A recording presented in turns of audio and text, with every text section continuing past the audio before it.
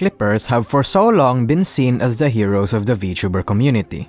They were one of the principal pioneers of the VTuber rabbit hole since it was Clippers content, alongside the YouTube algorithm that brought VTubers into the rest of the world. They were one of the pillars of growth for the industry. Yet as time passed, more and more people have been growing extremely annoyed by VTuber Clippers. Some fans have lost their respect for them a lot, and even other VTubers have started calling them out, some as a half joke and others being full-blown attacks.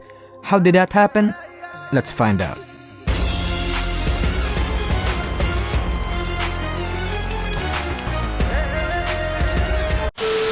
Being a clipper for a VTuber or a VTuber group has been a concept that started from the very beginning. In fact, one of the reasons why Kizuna Ai exploded around the world was due to clips of her cutely saying the F word and other profanities. But never has clipping become more common after, courtesy of Tsukinomito, live streaming became the standard for VTuber content. Due to the nature of live streams being long, most VTuber audiences don't have the time to stick around to consume all that content. Hell, most VTuber fans only consume clips. Superfans and invested individuals clipped their favorite parts and highlights of their streams and uploaded it to various sites, more so for themselves than to get views or money. And when people discovered bite-sized pieces of their favorite VTubers and moments, that's when people decided to consume them instead. But the moment clippers really started taking off and made a massive impact to the industry was when they started translating their clips to English. See, the foreign VTuber community in late 2019 and early 2020 was microscopic compared to what it is now. They liked these VTubers but they couldn't fucking understand them. But it was these English translated clips that finally allowed them to consume their content. Foreign fans banded in these clipper channels and watched them religiously, which told the YouTube algorithm to promote these clips since they were performing so well in this particular community. The algorithm, per their programming, said fuck it. Let's try promoting it to a wide range of audience and see how it does. And it did exceedingly well. VTuber clips got extremely popular, especially in early 2020. From the classics like Miko's N-word clip, from Pikame saying let's kill the hoe, to the Asokoko commercials, to Pecora's shenanigans, and to Fubuki's Scatman. Legendary clips like these were what introduced VTubers to the farther parts of the world, and the industry grew because of it. Suffice to say, the VTuber boom would not have happened without clippers. Most VTubers, even your Oshis now, would not have existed if clippers didn't nurture the industry as they did. And the thought process of becoming a clipper is also pretty wholesome if you think about it. These individuals or groups love this specific VTuber or VTuber group so much, they've decided to dedicate their time and energy to archive and promote them for all the world to see. And you have to remember, this was a time where translators did not really expect any monetary compensation since it was an industry and time where not many people were interested in VTubers.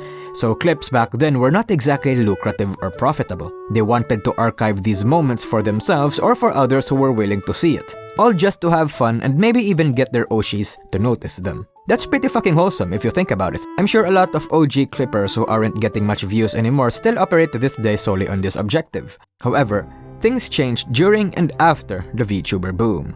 See, the thing about pulling a shit ton of people that are now interested in this once relatively obscure industry is that they found their views have soared. And I mean really soared. This was a chance to, you know, make some cheeky bucks here and there.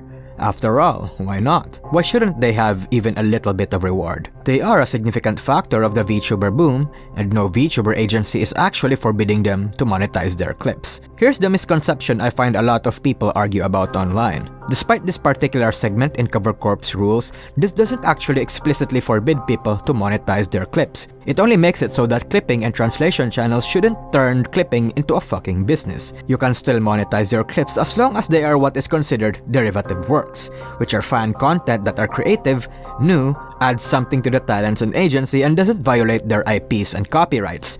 Most agencies and clippers actually follow this guideline. So with that in mind, clippers started monetizing their content. They get a shit ton of views from a shit ton of funny moments, and as such, get a shit ton of money. Not enough to make it a full-time job, but it was a lot more than one would expect. They then start thinking that this little hobby of theirs is actually rewarding in more ways than one. So then clippers would start pumping more and more content, to a point where some clippers would literally upload barely edited clips 1 second after the VTuber ends their stream. However, months pass and they're noticing something. That's when they look at the VTuber landscape and discover that, oh no, there's competition now. Suddenly, new clippers have emerged. They have better editing, better thumbnails and titles, and better views.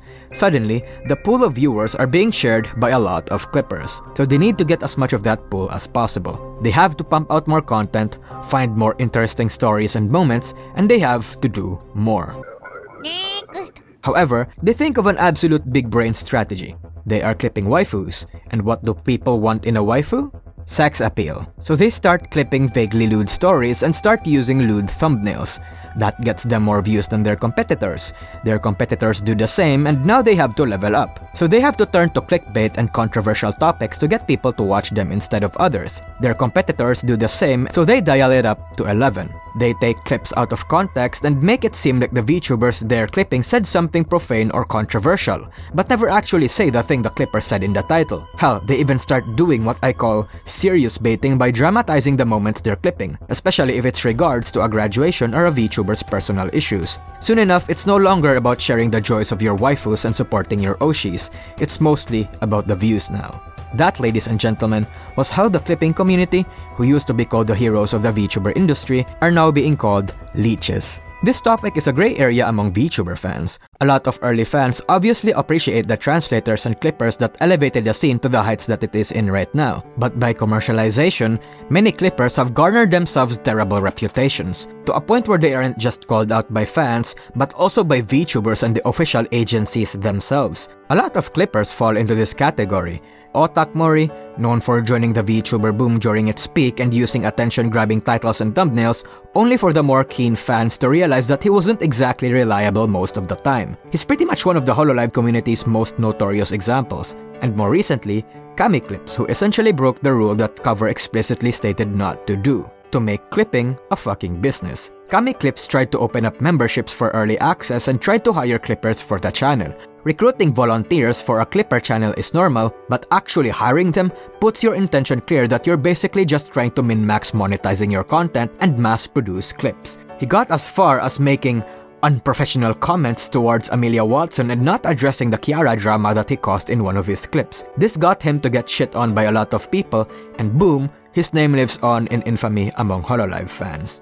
However, I also want to play devil's advocate and say that these people actually do care about their VTubers and oshis. I believe it wasn't just about the money at first. They simply turned their attention to something that actually benefited them. They still loved their oshis and VTubers, but perhaps they started caring about their YouTube numbers more. Even Kami Clips seemed to have learned his lesson and took the communal ass beating well. I simply believe that they lost their way and changed their priorities. I'd like to make it clear that I'm not excusing the clickbait, the drama baiting, and the intentionally misleading translations. I don't condone it, I'm only explaining why it happens. Aside from commercialization, there are even clippers who make mistakes by accident. Many clippers are just people learning English or aren't exactly fluent in either languages, but only wanted to contribute to the community. Hell, there are even aunties who religiously make these clips just so they can take something out of context and fan hate boners against certain VTubers. So yeah, this is essentially why the translating and clipper community has garnered itself quite a negative reputation. But here's the thing about a lot of VTuber fans. A significant portion of them are casuals, and casuals don't care about the drama surrounding clippers and anyone else in the community, especially if it doesn't involve their oshis. Whereas a few hardcore and invested people used to have, or perhaps still have, a hate boner for these clipping channels, most casual fans don't give a fuck about that. If they see a clip with an attention-grabbing thumbnail, title, and with a scenario that they might actually be interested in, they'll watch it and click on the next one. Most people in the community don't care if they get clickbaited, which is why some clippers that the community dislikes still perform relatively well. As long as the algorithm favors them, negative press does jack shit. Other clickbait clippers that got flack didn't stop getting views and fall into obscurity because of the drama and the backlash they received, but more so because the algorithm stopped recommending them, due to competition, or they became inactive for quite a while. One might say that perhaps people just actively stopped watching them because of their negative reputation, but I imagine that's not really the main reason why they became obscure. That being said, while many consider clippers as leeches these days, they couldn't be even more wrong. Even now, clippers are still a big and positive part of the community, splicing bite-sized content of our favorite VTubers for us to consume in leisure and expanding the VTuber rabbit hole as they always did. Despite many clippers in the past falling for the short-term gain trap, most clippers actually don't expect anything from their clips. They're just fans wanting to clip their favorite moments of their favorite VTubers. That still hasn't changed. The only thing that changed about this hobby is that they get a little bit of revenue when doing it, especially if the algorithm favors them. As a clipper for VTubers, they have the responsibility to make the VTubers they're clipping look the best way they can and with the context that's necessary to understand those moments. And when that is done, that alone is enough to make them a good clipper. They don't need fancy editing or meme touches or anything. Just make the VTubers look good and they'll be given the thumbs up by many people. A single good clip can even make the most obscure VTuber get some traction. If you're a VTuber, like them or hate them, if someone makes a good clip about you and it gets a lot of views, that's going to trickle down to you and will ultimately be a net positive on your part. Hell, a single good clip might be all you need to jumpstart your career.